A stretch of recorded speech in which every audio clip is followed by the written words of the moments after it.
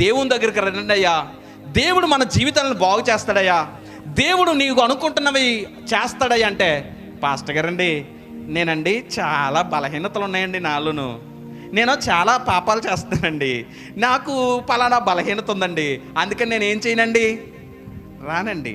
ఇది ఆగిపోయిన తర్వాత అండి అప్పుడు వస్తానండి అంటాడు. ఇప్పుడు యేసు ప్రభుని ఎప్పుడు చేర్చుకుంది ఆ దోణి?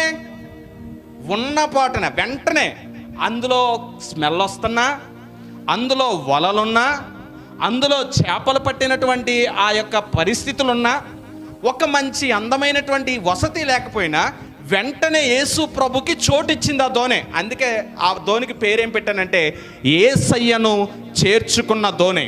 యేసయ్యను చేర్చుకున్న, అది ఎలా ఉన్నా సరే చేర్చుకుంది. బాగా చెప్తాను వినండి.